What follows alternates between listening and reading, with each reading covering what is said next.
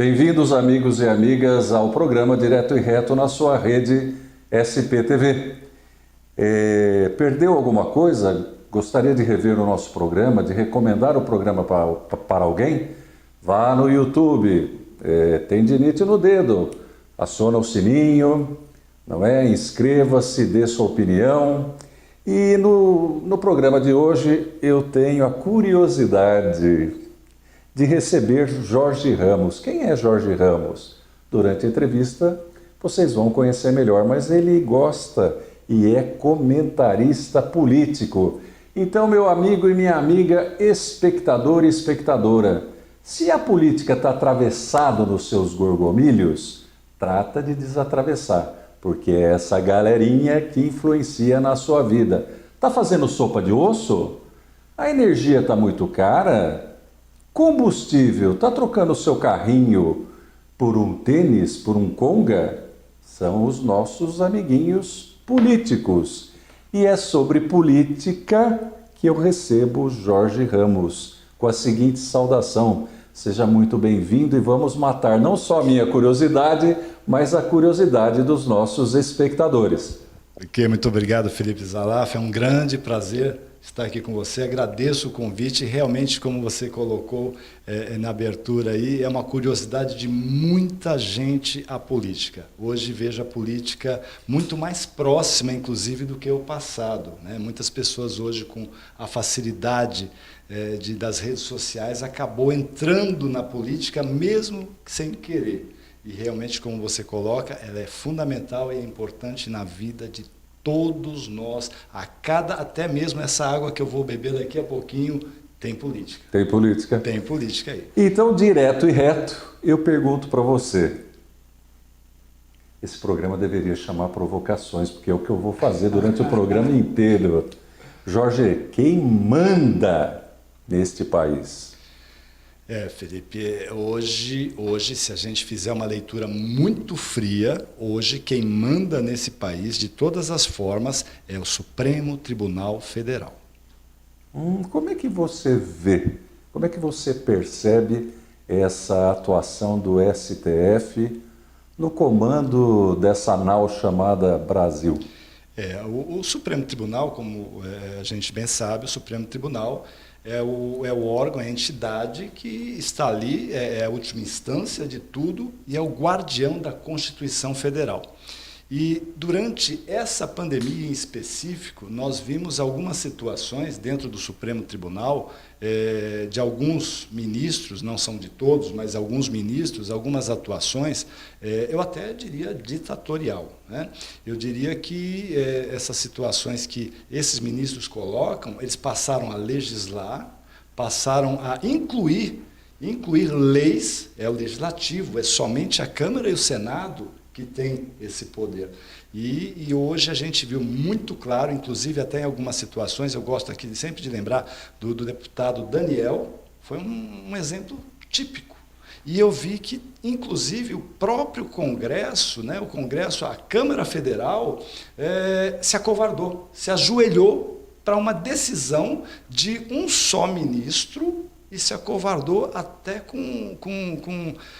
abrindo direito, abrindo mão da imunidade parlamentar. Esse é um dos exemplos. Mas nós vemos aí que tem vários exemplos que o Supremo vem atuando. Nós tivemos recentemente em Portugal um comentário de um ministro dizendo que nós não estamos mais no presidencialismo, que quem manda é o Supremo. Então é uma confissão que realmente hoje o poder legislativo, o poder executivo ficou totalmente na mão do Supremo. Eu falava da pandemia, né, no caso da pandemia Covid-19. Nós vimos aí o presidente ficou completamente sem ação numa pandemia. E os prefeitos e governadores nunca tiveram tanto poder quanto agora. E dado por quem? Por um ministro do Supremo. Vamos começar, ou pelo menos tentar, desmistificar a relação Bolsonaro, e aí inevitavelmente se fala na presidência da República, e STF. Aparentemente é uma relação conflituosa, troca verbal de acusações, de alertas, de intrigas. Na data de hoje teremos aí um indicado pelo presidente da República sendo sabatinado Sim. para uma das vagas do STF. E existe, pelo menos estão chamando assim de manobra, para que o Bolsonaro, ainda no seu mandato, faça mais um ou dois ministros aí, uma ou duas vagas. Qual é essa relação com o STF e vice-versa? Assim, É submissão?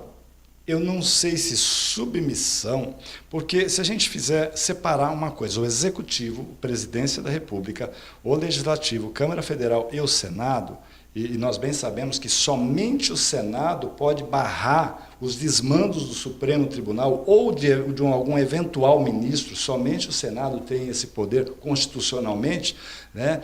A gente vê que existe, aí nós temos hoje 47 senadores com processos no Supremo Tribunal que não andam, estão parados. E por que será que estão parados? Porque esses senadores, de alguma forma, devem alguma coisa ao Senado, ao Supremo Tribunal. Então, é uma relação, hoje eu vejo uma relação realmente de conflituosa, sim, mas uma relação muito mais de medo que o processo individual meu, no caso eu, senador, passasse a andar devidamente no Supremo Tribunal, do que propriamente uma ação defendendo a nação, defendendo o país, defendendo os interesses realmente da política nacional. Vamos continuar com provocação, vamos continuar com política. Eu ouvi bem, você falou, a Câmara Federal ficou submissa ao STF. Agora você fala do Senado e você fala que o STF demora para análise de processos específicos de membros ou de deputados, né? E aí é que está instalado o medo. Eu devo e eu estou com receio da mão pesada, da pena pesada. Mas eu gostaria de redirecionar você, para a gente não perder o fio da meada. Câmara Federal, Senado, mas eu estou batendo aqui, no sentido de insistindo, Presidência da República. Que relação é essa? O nosso presidente, o atual presidente, é um presidente um tanto quanto fora do convencional. Não é um presidente que esperava. Aliás, eu até gosto de algumas ações dele, não concordo com 100%. Muita gente pensa que sou bolsonarista, não sou. Naquele momento de 2018, nós precisávamos, para mim, que sou anti-esquerda, eu precisava, para mim, era a porta para mim sair da esquerda. Eu não vejo o presidente submisso ao Supremo Tribunal, tanto é que ele afrontou várias vezes, por várias vezes, de forma que a gente foi verbal, em algumas manifestações, inclusive, e muita gente achou, ele recuou porque ficou com medo de um possível impeachment, ouvindo diretamente do STF, alguma coisa assim, ou Augusto Aras não está segurando mais, aquelas coisas, os comentários que se ouvem. Eu não vejo submissão do presidente, porém, com toda a loucura que dizem que o presidente tem, eu vejo que ele tem uma certa cautela. Ele tem uma certa cautela. Então, em alguns momentos ele recua, sim. Mas essa relação, ela foi abalada, já foi mexida. Essa relação presidência, os três poderes hoje não conversam mais. Se a gente levasse ao pé da letra, realmente ao pé da letra, nós teríamos um possível 64. Novamente. Ou seja, um golpe de Estado? Não diria, não nos mesmos moldes de 64, até porque tudo evolui, inclusive a política, os direcionamentos, as situações, tudo evolui. Não diria propriamente, mas uma intervenção sim. Vamos fatiar essa história, vamos dar uma explodida nisso aí. Então admite-se, vamos do micro para o macro, adoro essa expressão, admite-se então uma insegurança jurídica. Amiguinho, cara pálida, você sabe o que é insegurança jurídica? Segurança jurídica, assim, bem a grosso modo, é o seguinte, está na lei, mas a lei não vale. Estou certo ou estou errado? Perfeito, doutor, perfeito. E aí, se está na lei, mas a lei não vale, e o STF é guardião máximo da lei, não sou bolsonarista, mas posso sê-lo. Então, para que STF? Para que STF? Assim, no modelo de democracia, Os poderes são independentes e harmônicos, né? Um para regular o outro, mas a regulação é em cima de uma Constituição Federal, não em cima de fatos, de achismos, e a gente viu que aconteceu de opiniões, e vimos recentemente, e vem acontecendo isso. O ministro, ele levanta hoje, não se deu bem na noite com a esposa, tudo, ele fala, não, hoje eu vou fazer um inquérito. Como assim? Mas ele é ministro. Alexandre de Moraes assumiu o poder de polícia, vamos prender. Xandinho, eu vou prender sem inquérito, sem acusação, sem indicar o promotor que tem que oferecer a denúncia. No caso da presidência, seria o Augusto Aras, que é o Procurador-Geral da República. Eu vou mostrar minha ignorância. É a primeira vez que eu vi a polícia específica do STF com poder de polícia, fora do prédio do STF. Vai buscar, vai sequestrar, vai arrestar. Quer dizer, então, fora todas as polícias que a gente conhece, eu tenho que me preocupar com a polícia do STF. Sim, como você disse, tem uma lei, tem a lei fria, a Carta Magna, tem os códigos civil, Código Penal, processo civil, processo penal, e tem a lei que o Supremo põe goela abaixo. Que é essa, por exemplo, essa passagem do Xandinho, por exemplo, que não foi só com um caso, foram vários casos.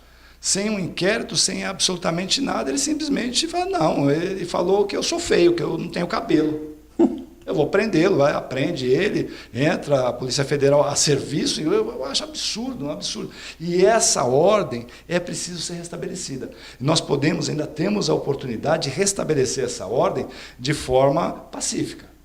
Bom, falei de insegurança jurídica, então nós temos os 3 poderes que deveriam ser, como diz a Constituição, independentes, porém, batendo um papinho, conversando, moderando, analisando, temperando, não. Nós vamos tudo para beligerância. Se você não faz, eu ameaço daqui. Seu processinho anda a colar. Olha, eu sou ministro do STF, tenho auxílio muleta, sei lá como é que é, eu só saio na muleta, né, com 70 e tantos anos.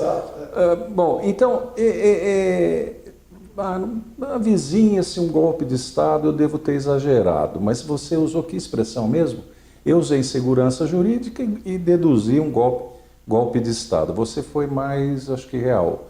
Como é que você falou mesmo? Eu não acredito em golpe de Estado, mas... Eu não acredito, realmente não acredito em golpe de Estado, como foi, que todo mundo, quando se fala em golpe de Estado, todo mundo já se remete a 1974, AI-5, não pode falar AI-5 que o Xandinho fica bravo, manda prender. Adeus democracia. Então não pode falar. Eu não diria, hoje tudo evoluiu. Inclusive a política, até os canalhas ladrões evoluíram na forma de roubar os cofres públicos. Tudo evoluiu.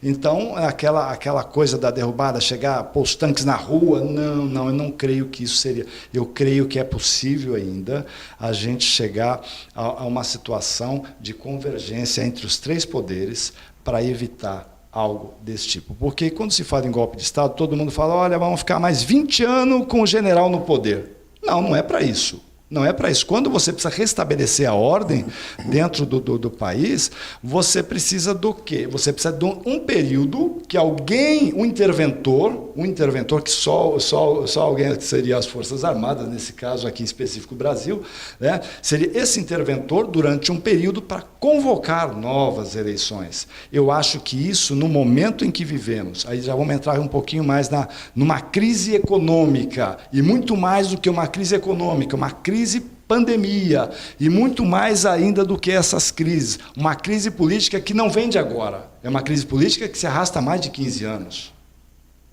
Então, não seria o momento para um interventor, seria um momento realmente de apaziguador. Momento dos 3 poderes conversar, mas conversar e seguir realmente as regras, não as regras de interesse, como a gente vê o presidente do Senado, como a gente vê o presidente da Câmara, como a gente vê o presidente do STF e etc. Vamos dar uma disparada, colocar o motor de popa nessa história. Entre eles, ministros, eles se entendem? Não estou falando opinião divergente. Estou falando mesmo no dia a dia, naquele cafezinho. Acontece o cafezinho, o bolinho, ou o pessoal anda tudo com o nariz empinado, não olha para a cara do outro? Assim, a gente vê lá, eu já pude presenciar, a gente vê, realmente existe uma convivência de coleguismo, né? Independente de serem ministros, existe sim, aquele cafezinho, aquela coisa toda, mas eu vejo que esses cargos, esses 11 ministros, hoje nós temos 10, esses 11 ministros do Supremo, eles são movidos a uma vaidade extrema. Uma vaidade assim, até tem um termo que o pessoal, principalmente quem atua na área de direito, fala que tem alguns juízes que pensam que são Deus, outros têm certeza. Lá no Supremo eles têm certeza que são Deus. Deus. Eles podem tudo. E o povo continua não abastecendo o carro, não pagando energia, morando na rua, fazendo sopa de osso. E aí, coleguinha, você não gosta de política? É melhor pegar o gostinho, hein? Porque tá amargo o negócio. Tá amargo. Deixa eu lhe dizer, vamos falar de alguns presidenciáveis, dá uma desfocadinha rápida do nosso presidente, que, no mínimo, é polêmico. Nós estamos tentando fazer a tarefa aqui impossível de decifrá-lo. Eu acho impossível. Se você conseguir, Felipe, me fala o caminho. Quem é Bolsonaro? Um falastrão? Não sei.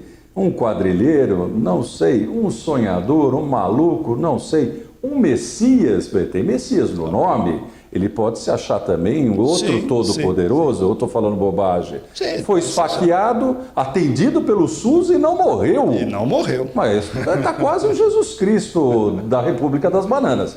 Você acha que isso interfere, mexe na cabecinha? E eu prometi desfocar, vamos desfocar. Vamos falar do Moro, agora pré-candidato. Vamos falar do Moro. Nós falamos de exagero do STF, que é a figura máxima, mas ele, enquanto juiz federal de uma instância primária, você não acha que ele arrumou uma caminha para ser atualmente candidato à presidência da República? Ele não fez um caminhozinho para ele? Eu enxergo um outro caminho, ele construiu um outro caminho, Felipe. Talvez essa indicação do STF que está acontecendo agora. Eu acho que a construção foi essa. E por consequência do desentendimento inicial lá atrás, onde ele não acatava ordens do presidente, não aceitava interferências do presidente dentro do seu ministério, até em algumas coisas eu até concordava com ele, e aí mudou o rumo. A princípio, eu consigo enxergar, eu fiz até desenvolvi um raciocínio, o que levou ele a fazer uma renúncia de juiz, um juiz concursado, um excelente juiz, que prestou um grande trabalho, um grande serviço a essa nação. Um grande serviço. Mas, tecnicamente, ele exagerou, né? Exagerou. O ex-presidente da subseção atual, nós estamos com outro presidente aqui, ele disse, e eu concordo com ele, que processualmente falando, ele deu uma espanada na rosca. Ele pegou a lei, deixou um pouco de lado, eu ia falar um pouquinho, mas nem sei se é um pouquinho, deixou de lado e vamos que vamos, desceu o sarrafo, né? Sim, talvez, não vislumbrando, talvez é o momento, porque quando nós estamos nos referindo aqui ao ex-ladrão, ex-bandido, ex-presidente Luiz Inácio Lula da Silva. É esse porque o Supremo falou que ele não é mais, não significa que os crimes não foram cometidos. Ele é isento das penas. Porém, os crimes aconteceram. Porque senão o TRF4 não chegaria onde chegou. O exagero pode ter acontecido, sim. Pode ter acontecido, em dados momentos aconteceu por vaidade. É aquele negócio, juiz é uma vaidade extrema. Eu conheço alguns juízes, eu conheço poucos despidos dessa vaidade de semideus. Então, é assim, quando você... acho que tudo na vida é mais ou menos assim. Quando você começa algo, você começa com todas as dificuldades, você começa humilde.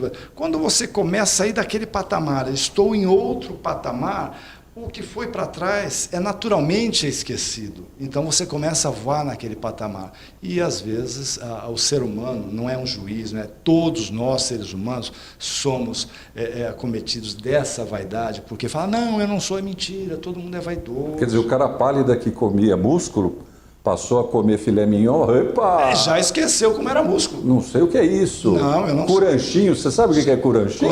Curanchinho, Vocês já ouviram falar em curanchinho? É da galinha ali, o ânus da galinha, o ânus da galinha. Aquele ossinho final. Isso. Será que cox posso chamar de? Mas então, você sabe que vovó materna chupava curanchinho para poder dar aos filhos aquilo que seria o mais nobre do frango.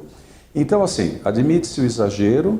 Eu não entendi, e eu quero deixar claro, quando você diz assim, não, ele não se autopromoveu, ele não exerceu, digamos assim, não pavimentou um caminho, não fez para merecer a atual candidatura a pré-candidato à presidência da República.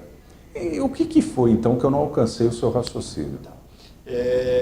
Eu digo, a princípio, eu enxerguei que ele gostaria de ser ministro do Supremo, até para seguir a sua carreira. A indicação do ministro, essa indicação que está acontecendo agora, era para ser essa dele. sabatina, ele queria. Mas seria um herdeiro natural, e ele queria. Por isso que foi que se desligou da magistratura e assumiu o cargo de ministro.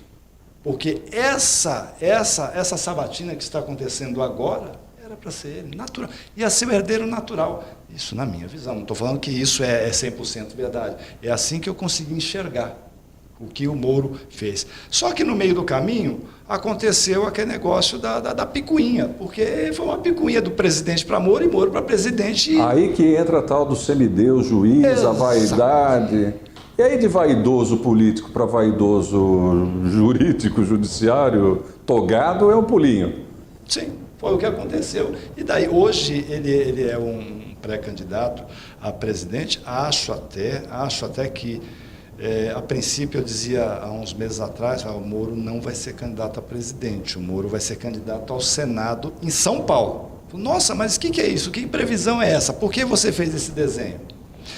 Porque todo tempo estamos tentando aqui, o Brasil está tentando criar uma terceira via. E quem é a terceira via hoje, na minha visão? O próprio Luiz Inácio Lula da Silva, o ex-bandido, ex-ladrão, ex-presidente Luiz Inácio. Eu vou aproveitar esse gancho e te dar uma coisa para você nos ajudar, fica à vontade, a refletir. Não vai engasgar com o que eu vou te dizer agora. Mas vem cá, e essa possibilidade de união entre o picolé de chuchu e o Lula? Picolé de chuchu, para quem não sabe, é a alcunha do nosso ex-governador Geraldo Alckmin, da minha saudosa Pindamonhangaba, aonde eu vou beber de uma fonte de rejuvenescimento sempre que eu posso.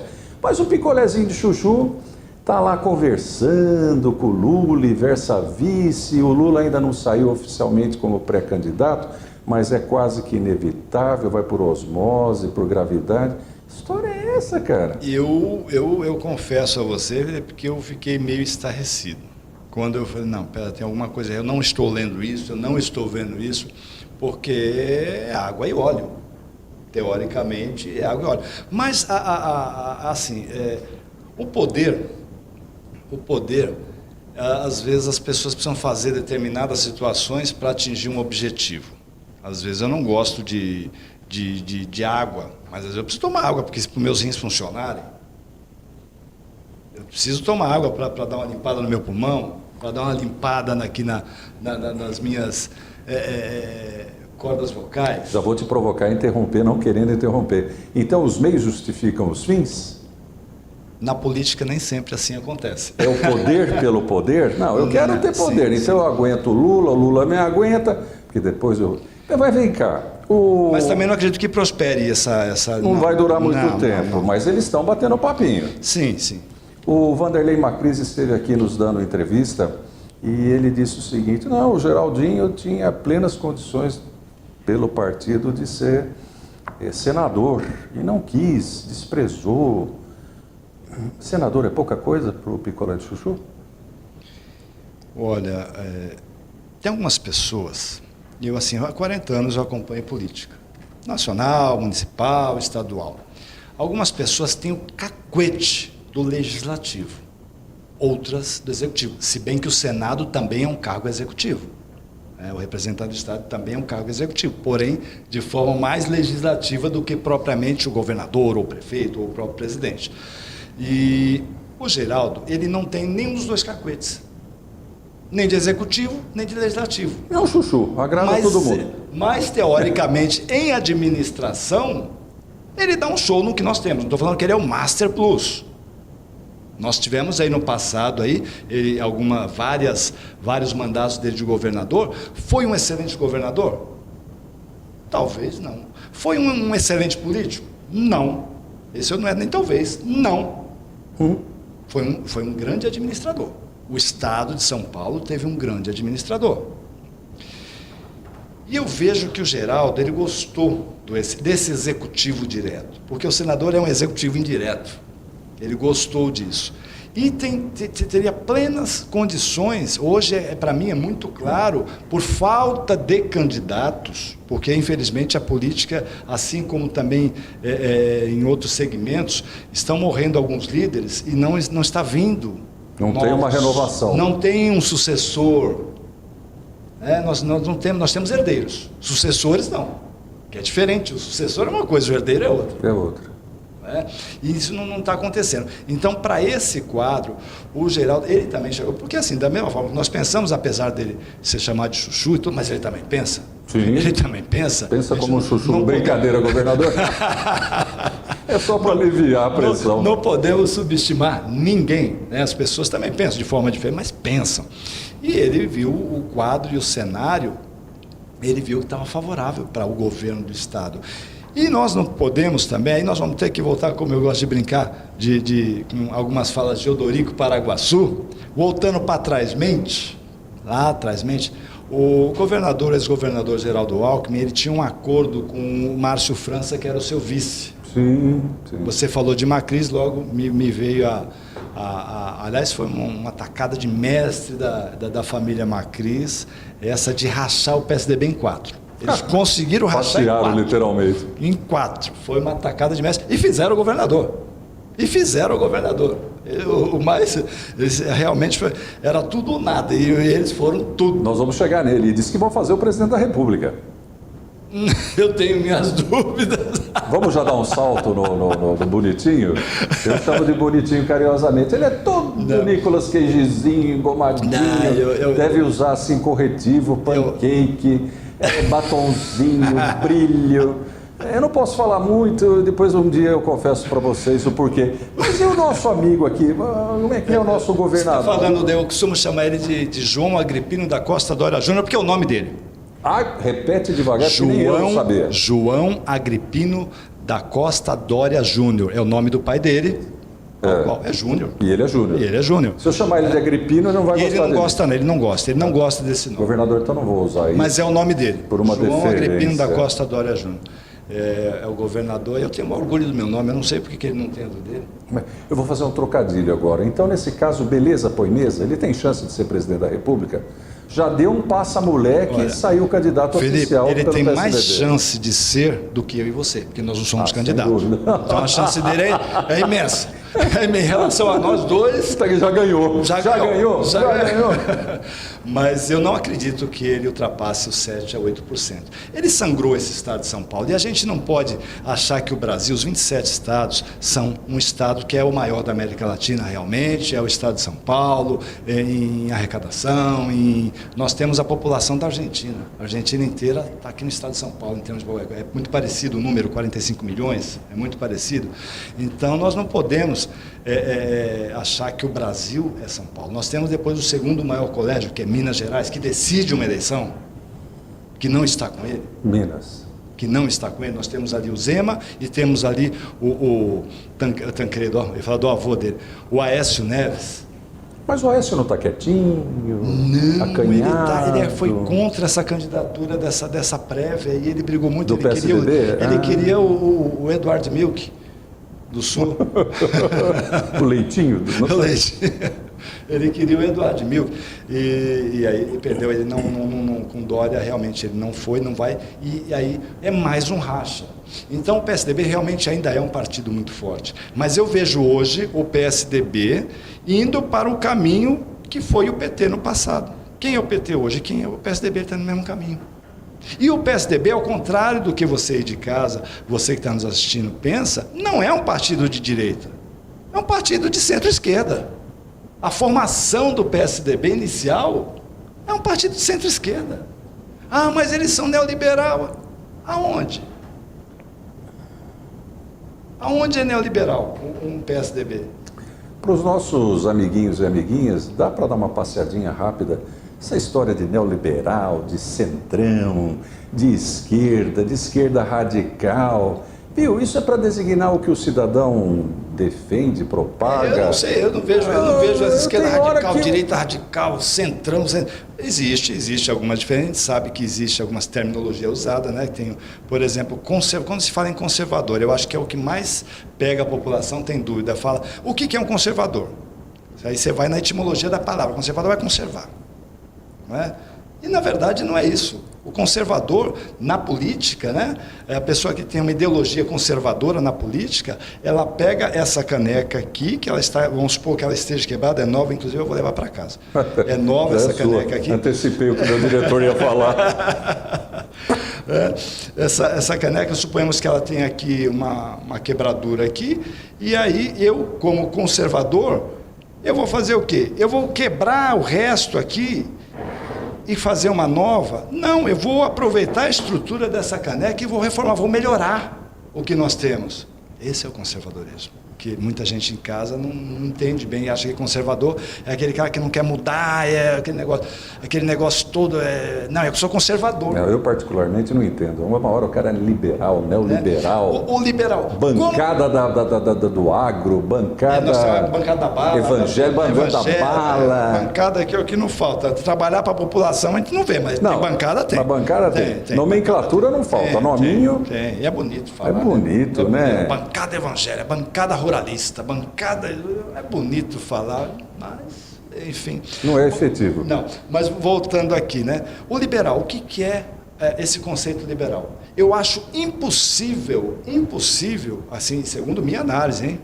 Eu acho impossível você implantar no país, aqui no Brasil, esse pseudo-liberalismo que falam. E o que seria liberalismo? Por quê? O liberalismo é a mínima intervenção do Estado no cidadão, na vida do cidadão. Né? Nos Estados Unidos, vou dar um exemplo aqui. Estados Unidos, para você trabalhar licitamente, honestamente, você não precisa de autorização. Aqui, para você ser taxista, você precisa de uma autorização. Então, como você vai colocar um liberalismo em um país onde nós temos um regime trabalhista socialista, um modelo trabalhista socialista. Garantista. Tanta coisa. Socialista. Nós temos um modelo econômico liberal. O modelo econômico é liberal. Não dá para dar certo, né? E uma política democrática de direito e não de fato. Como que você junta isso? Uma política econômica liberal, num país democrático de direito e não de fato, e um modelo trabalhista e um modelo trabalhista socialista. Como que você vai implantar um liberalismo aqui nesse país? E eu gosto do modelo liberal, adoro. A pessoa quer trabalhar, quer ganhar dinheiro. Você sabe que me remeteu, foi lá para trás mente de novo aí. Eu sou filho da ditadura. Eu nasci em 63, né? Cresci, minha infância foi na ditadura militar. Eu prefiro chamar de regime de exceção. Não gosto de ditadura, é pesado, né? Até porque eu não via essa ditadura.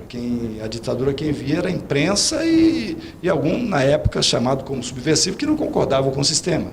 Assim como há 2000 anos atrás, Cristo não concordava com o sistema de Roma também, não deixava de ser alguém também que fosse, sei lá, que não concordar com o regime, e você passa a ser... Me fugiu a palavra aqui, Felipe. Não, mas recupera. Bom, mas enfim, daqui a pouco eu lembro. Então, me remeteu lá atrás. Por que me remeteu lá atrás? Naquele período, a minha adolescência, a pré-adolescência e quase juventude, ainda num governo de regime de exceção, eu me lembro que muitos dos ricos de hoje, lá atrás, mal sustentavam a sua família, com salário mínimo, mas dava para sustentar. E aquele momento era um momento liberal da economia. Porque quem trabalhava naquele período, quem realmente trabalhava, você montava, era comum a gente ver os portugueses montar uma merceariazinha, daqui a pouco estava com um mercado imenso. Quem trabalhava, ganhava dinheiro. E muitos desses ricos atuais, lá atrás, ele era uma pessoa assalariada. E quando eu falo assalariado, era um salário mínimo. Não era salariado de 5 mil. Não, salário mínimo, na época era melhor do que hoje, o salário era melhor. Hoje nós estamos em torno de $200, aí um salário mínimo, né? Eu faço essa comparação de dólar porque fica mais fácil, porque o salário mínimo realmente é muito baixo. Mas eu me lembro, meu pai, por exemplo, era assalariado. E assalariado de salário mínimo. Nós éramos em 3 irmãos, os 3 estudaram, os 3, ele conquistou a casa dele. Eu me lembro que até era muito engraçado, mamãe ia pagar a prestação da casa, no terreno, no centro da cidade, era em São Paulo isso. E a gente pegava um ônibus, ia até o centro de São Paulo e tinha umas barraquinhas de frutas, e aí minha mãe comprava 2 maçãs, para a gente dividir em 5. Uma vez por mês. Porque a maçã naquela época nós não tínhamos nacional, era só argentina, né? Era só maçã argentina e era caro aquilo. Então, era essa a vida. Mas mesmo assim, com todo aquele sacrifício, daqui a pouco ele conseguiu comprar um caminhãozinho. Daqui a pouco ele estava com uma transportadora, trabalhando. Hoje, nos dias de hoje, quem trabalhando consegue prosperar daquela forma que a gente viu lá atrás. Então, naquele regime de exceção, eu via um liberalismo. Entendi. Vamos falar de outra figura mais aparente, Ciro Gomes. Que apito Ciro toca? Gomes. Ciro Gomes, eu costumo chamar ele de cangaceiro bêbado do Ceará. Esse é o apelido carinhoso que eu dou a Ciro Gomes. Compridinho, né? Como é que é? Eu preciso entender. Cangaceiro bêbado do Ceará, porque ele vive melado, ele toma ele torna o caldo legal. Ciro Gomes, caríssimo Ciro Gomes, nós temos uma cachaçinha aqui na rede SPTV, está convidado a tomar, a dar uma entrevista, banhado uma cachaçinha. E aí? Eu vejo, Ciro, que ele exerce um grande papel para esse momento eleitoral, sim.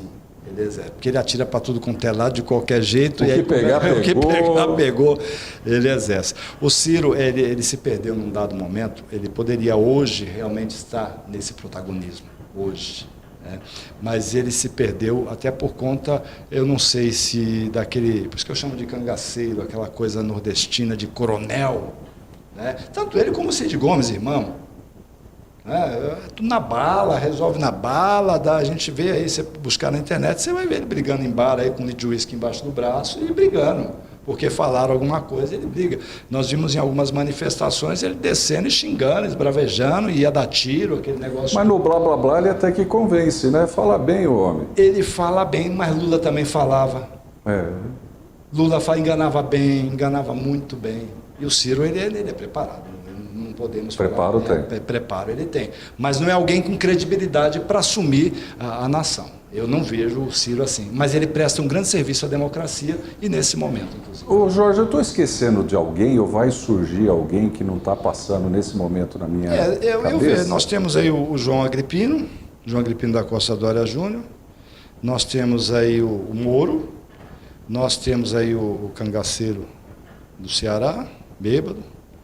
Nós temos aí o ex-ladrão, ex-bandido, ex-presidiário Luiz Inácio Lula da Silva. Eu tenho que falar ex, né? Por que eu tenho que falar? Se eu falar que ele eu vou ter que provar, porque, como eu disse, o Supremo isentou as penas, porém os crimes não. Então, como isentou as penas, eu não posso, mas ele não deve absolutamente. Então, eu não posso falar que ele é ladrão, que ele é. Não, mas eu posso falar que ele é ex. Por quê? Então, ex eu posso. E o Bolsonaro... vai aparecer algumas candidaturas aí desses partidos menores. Né, de esquerda, principalmente, que não convergem com o PT, né, vai aparecer... Vamos citar uma possível... Está toda hora aparecendo... Então é que está trocando... Marina Silva, parece? Marina Silva, eu acho que não. Acho que ela vai ter que ficar no Amazonas pegando o leitinho da seringueira mesmo. Perdeu a chance. Perdeu o bonde dela. Perdeu, né? O bonde. Ela teve, foi lá atrás. Agora acho que não dá. Tudo se atualiza. Sim, tudo muda. Tudo se atualiza. E o discurso dela é muito antigo. É muito antigo. É muito seringueiro ainda. E nós estamos na tecnologia, eu tive a oportunidade de falando de tecnologia, seringueiro, seringal, não menosprezando de forma alguma, não é isso não. Eu tive a oportunidade de visitar uma fazenda aqui no sul de Minas, de café, uma fazenda que exporta café, com 25 funcionários. Você me deu uma deixa, e agora voltamos para a provocação, na verdade nunca saí dela. Tecnologia versus lei. Você não acha que a lei ficou a reboque da tecnologia? Porque, veja só, tudo é o sistema. Eu até hoje não sei o que é sistema. Sei um monte de sistemas. Sistema bancário, sistema político, sistema eleitoral, sistema disso, sistema daquilo. Eu não converso mais como nós estamos conversando hoje. Não. Eu falo com uma máquina. Até que ponto facilita ou dificulta o sistema? Ô Felipe, eu vou te dar um exemplo. Normalmente quem desenvolve esse sistema, essa tecnologia toda, hoje nós temos aí, você faz tudo através do smartphone, são pessoas que estão, de alguma forma, elas têm 3 refeições por dia, elas conseguem se locomover, elas têm o seu carrinho, tem a sua habitação, tudo. Então, quando ela implanta um sistema desse, ela acredita que toda a nação tem as mesmas condições dela. E eu vou te falar, você falou do sistema, eu vou aqui voltar um pouquinho. Vacinação. Até hoje, nós temos pessoas que não conseguiram ser vacinadas em alguns municípios, que é o caso, inclusive, do município onde nós estamos nesse momento, porque tinha que fazer um agendamento no aplicativo. Aí a gente fala, mas como nos dias de hoje a pessoa não tem um smartphone? Ele não sabe nem ligar. Eu conheço pessoas que não sabem ligar um smartphone. Então, normalmente, esses técnicos, o papai dizia que eram os sabidos, né? Esses sabidos, eles são sabidos com a ótica dele, como se todos tivessem as mesmas condições financeiras, condições sociais, condições de nível de ensino que ele teve. E a nossa realidade, o país, não é Suíça. Brasil não é Suíça. Está muito longe. Mas distante, anos-luz. Anos-luz. E essas pessoas desenvolvem esses sistemas achando que todo mundo sabe que tem internet, todo mundo tem um smartphone. Aliás, nossa internet é horrível. Sem contar que, tendo velocidade na internet, tendo o raio do aparelho, você não tem a resposta para aquilo que você deseja. Porque é apresentado para você um menu. Quer falar com Suzana? Quer falar com Rosana? Quer falar com o Márcio? Eu quero falar com o Pedro. Não tem Pedro. Não tem Pedro. Não tem, realmente é assim, eu vejo que é um caminho para a evolução, ok? A gente não pode também ficar lá atrás, é um caminho, mas creio que nós avançamos muito nessa tecnologia, porque a tecnologia, quando eu falei da fazenda, voltando aqui da fazenda lá atrás com 25 funcionários, é uma fazenda totalmente automatizada. Nós temos ali, antes era uma fazenda que precisava de 300 pessoas, hoje com 25 pessoas ela faz tudo com muito maior qualidade, inclusive, e produtividade. Então, são pessoas que estão preparadas para isso. Mas quem está preparado para isso? É toda a população? Não, nós ainda estamos engatinhando. Nós estamos engatinhando nisso. E aí as pessoas agem, implantam esse sistema que você está falando, por exemplo, você liga para algum lugar, aí você precisa, ou se não, até através de um chat, é horrível, você precisa... Cara, você quer informação, uma informação simples às vezes. E aí você perde um tempo enorme. Isso é uma tecnologia burra para esse momento. Primeiro nós precisamos educar a população e fazer a população ter condições de consumir esse produto. Depois nós vamos implantar. Depois nós vamos implantar. Amiguinho, sabe entre os modelos existentes quanto custa? Aí não vou falar a marca porque também é um merchan. Mas olha, tem celular de 9 mil e trololó reais. Você sabe o que é isso? Aí, ó, o meu diretor está falando, mas deve ser cravejado de diamante. Esse 13 que saiu agora. Ele disse que tem celular de 15 mil, coleguinha. Ó, então faça bom uso do seu celular, da internet, vai no YouTube, assista esse programa valiosíssimo, não é porque eu apresento, mas olha, entre a briga entre a onda e o rochedo, é você, Marisco, que leva pior. Por isso que eu estou insistindo aqui, se esclareça, pergunte, saiba quem é seu candidato, para que ele veio, para que ele irá, se vem, se vai. Amigo, não preciso dizer mais nada. Lembra do nosso antigo churrasquinho? Vai ter churras? Eu pergunto para você, tem churras na sua casa? Você compra o seu botijão de gás? Cento e quanto? O nosso ministro da Economia prometia botijão a 70, 80 reais, já está para 110, né? Voltamos, falando em fazenda não tecnológica, ao forno, como é que chama? Forno a lenha, né? Forno a lenha. Bom, tem uma outra coisa envolvendo o Dória. Eu sou fã da figura que eu vou dizer agora, me inspiro e me esforço muito para não copiá-lo. José Luiz da Atena. Viu, qual é que é a dele, hein? A dele é um contrato multimilionário com a Bandeirantes. Da Atena, eu não creio nem que ele consiga ir até o final com essa aventura, porque toda eleição eu até ponho assim, são dois personagens, o da Atena e Celso Russomano. Em todas as eleições eles são candidatos, em todas as eleições eles, se colocar na pesquisa, eles estouram. E eles não, o Celso Russomano sabe disso, começa a sair os outros candidatos, começa a diluir a dele, e o da Atena, todas as eleições, ele desiste e volta a ficar com a Bandeirantes. Datena, você vai pôr no nosso? Mas só no nosso? Até você, Brutus. Agora, uma coisa delicadíssima, mas me parece que é fato, mesmo que não se consiga provar.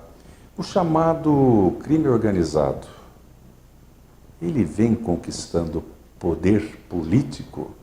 Ele faz candidato, ele é candidato, diz que ele já é juiz, ele é vereador. Velada. De forma velada, sim.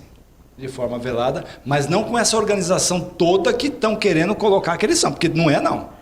Não é a qualquer momento, se nós tivermos autoridades, a inteligência das autoridades competente, barra isso. Eles não têm essa estrutura. Mas que eles têm o poder financeiro. Tem interesse de barrar? Então, de repente, são patrocinados. Tem interesse? O próprio Datena diz, ele fala, não sei quais são as palavras exatamente, mas ele fala, olha, fulano e o organizado assim, assado, está fazendo juiz, promotor, advogado, deputado, então, senador. Felipe, eu não consigo. Assim como tem bancada, desculpa ter te interrompido, bancada da bala, bancada agro, evangelho, vai ter bancada tóxico, como dizem por aí. Bancada cheirinho gostoso, como é que é? Eu creio que não. Eu acho que não. É lógico que a gente sabe que algumas pessoas hoje tiveram patrocínio, sim, de algum...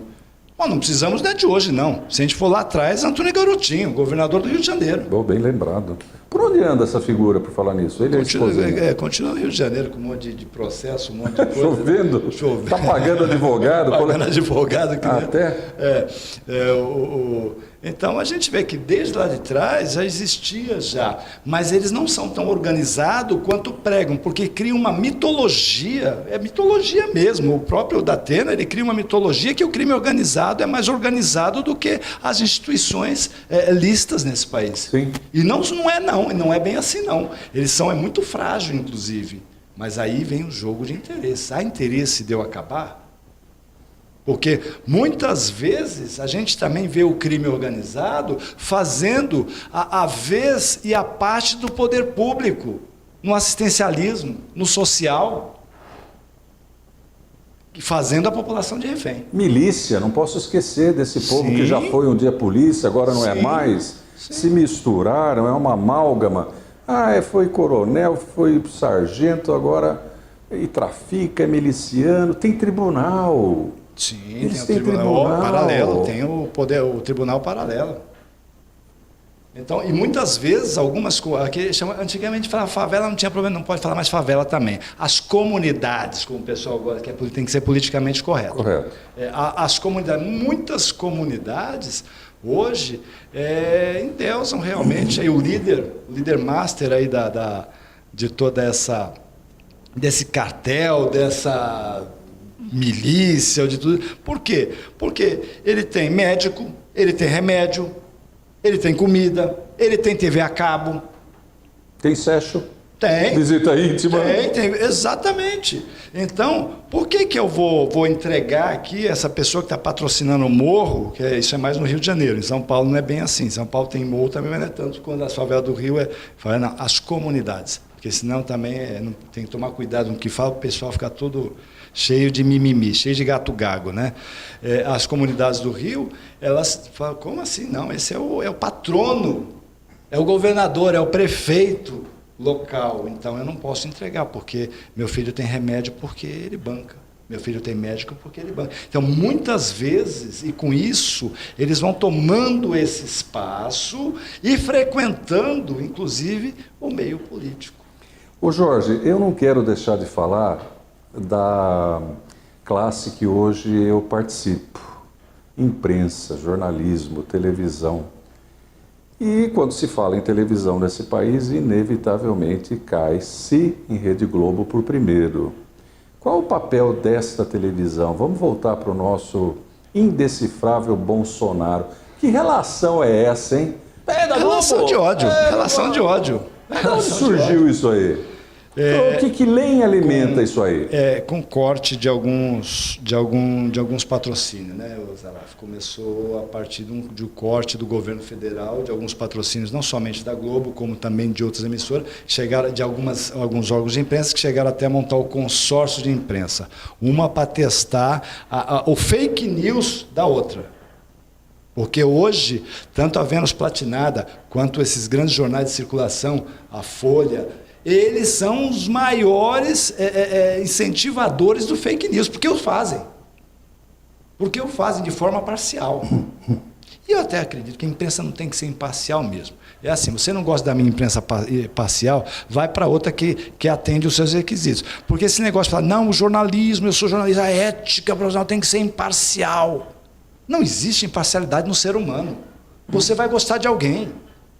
Você vai odiar alguém. De outro, vai. E aí você vai colocar os dois ali, você vai mediar uma entrevista, um debate, você vai ser imparcial. Planos meu e do meu diretor é mediar. Isso você já está pré-convidado. Tanto pré, né? Pré-candidato, pré-julgar, Então, é natural que quase que inconscientemente, você como jornalista, como entrevistador ou como mediador, vai direcionar uma pergunta mais leve ou alguma coisa, e a mesma pergunta para o outro com uma pimentinha. Coloca uma casquinha de banana. Isso. Escorregou, não escorregou. Exato, mas você foi imparcial. Eu não vejo isso como imparcial. Deveria ser, mas nem tudo, assim como a nossa lei, a lei fria está escrito, é cumprido. E nem todo jornalismo tem a ética, tem o código de conduta, tem tudo aquilo. Nem tudo que se aprende nos bancos da universidade você aplica. Aplica. Bem, deixa eu conferir aqui. Mas, infelizmente, o papo é bom, é quase que infinito. Olha, eu não consegui falar dos partidos ainda. Produção, quanto tempinho tem? Prometo que eu não vou interromper. Mas o problema não é nem você, o problema é o que eu falo muito, viu? Não, imagina. Isso aí é muito o que falar e muito conhecimento, por isso que se fala muito. Não se fala besteira, não. Então, por isso... eu vou me calar, porque eu também não aguento, eu falo. Eu quero saber, faz uma análise dos partidos, e com isso eu já te convido para voltar. Achei assim muito esclarecedor, realmente a gente está tentando desvendar o ano que vem, eleições para o presidente da República, aquele que o STF vai mandar. Mas não importa, tem que ter uma figurinha ali, quem sabe muda alguma coisa. Mas e os partidos políticos? Qual a serventia ou eles só se servem? Hoje, infelizmente, né, eu sou contra partido, eu gosto muito de pessoas, eu não gosto de partidos, mas hoje a legislação eleitoral, a própria Constituição, o modelo exige que você esteja afiliado a um partido para poder concorrer às eleições.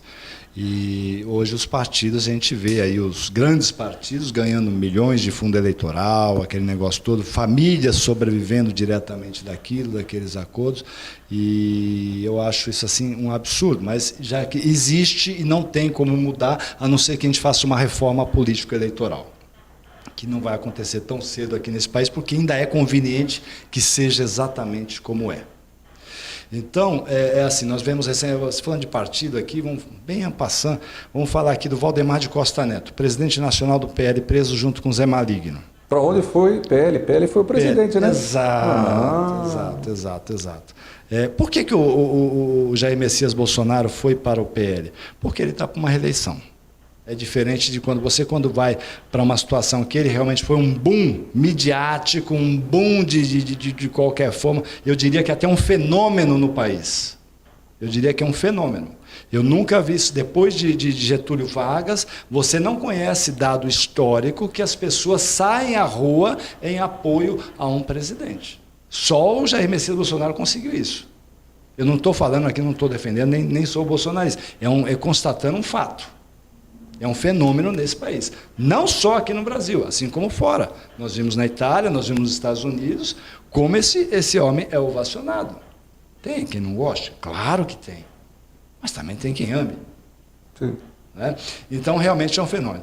E aí, agora, houve um desgaste de uma pandemia, houve um desgaste aí do Supremo que anulou, algemou ele, falou, você só vai pagar a fatura, cara, fica quietinho aí, paga a fatura e quem vai mandar agora é o prefeitinho, é o governadorzinho, você fica na sua. Então, engessou demais ele. Então, já existe um desgaste natural de quando você assume uma cadeira, você não é nada, você só é candidato, você tem um monte de apoiadores. A partir do momento que você sentou na cadeira, tomou posse, muitos desses apoiadores vão se decepcionar com você, porque imaginam que como ele é seu apoiador e seu amigo, você vai dar algumas benesses a ele e você, imbuído do cargo, vê que, olha, não é bem assim, eu não vou te dar. Então já deixa de ser seu apoiador e seu amigo, passa a ser um inimigo. Né? Aquele que te trouxe, colocando em votos, 10 votos, passa a tirar 100. Então isso é normal com todos os políticos. Todos os políticos. Com o Bolsonaro, com o João Agripino, com todos eles. Né? O mandato acaba tirando. E, em contrapartida, também conquista-se novos eleitores. E aí ele precisava de um partido que tivesse tempo de TV, porque agora ele já não é mais uma novidade, já não é mais um mito. Ele já está lá na cadeira e já desagradou a muitos. Deu uma desmistificada. Exato. Então, nós precisamos agora de um partido que tenha poder financeiro, o PL tem. Né? Nós precisamos de um partido que tenha tempo de TV, o PL tem. Assim como o PP tinha também, que era um outro partido, ele acabou optando pelo PL. E o Valdemar de Costa Neto, o presidente nacional do PL, ganhou muito mais do que o próprio presidente. Mesmo com muita gente achando que vai sair do PL, eu vou sair do PL e tal. Não vai nada, vai ficar. Porque quer queira, quer não, o Bolsonaro está no segundo turno. Pode até perder, mas está no segundo turno. Já garantiu o segundo. Já garantiu. Mas, Jorge, vai eleger muito deputado. Para deixar gostinho de quero mais e uma reverência meritória à sua coragem, porque o assunto é polêmico. Ele abriu o coração dele, o conhecimento dele. Eu sei que você, espectador e espectadora, vão fazer a sua opinião sobre assunto polêmico, não há uma convergência de maioria. Suas mídias sociais, por favor, como é que o nosso espectador, a nossa espectadora contacta você, bebe mais desse conhecimento? Olha, Felipe, eu tenho no YouTube um canal chamado Opinião em Pauta com Jorge Ramos. Eu tenho no Facebook Jorge Ramos, só Jorge Ramos. No Instagram, @JorgeRamos1409, assim consegue ali, tem alguns vídeos inclusive que eu coloco, algumas, e você bem colocou. Isso que eu estou colocando para você que está nos assistindo não significa que é a verdade absoluta. Isso é a forma que eu tenho de fazer você pensar, porque de repente a gente vem com um pensamento pronto, um pensamento que eu costumo dizer de manchete e não consegue mais pensar. As coisas vêm para um momento político e as pessoas não pensam mais, elas simplesmente seguem. E eu faço esse contraponto com o meu ponto de vista exatamente para fazer você aí de casa pensar. Amigos, até o próximo programa. Lembrando rapidamente o seguinte, pandemia ainda está aí e com carinha nova. Então, máscara, higiene nas mãos, não aglomere, desculpa os carnavalescos e até o próximo programa. Até lá.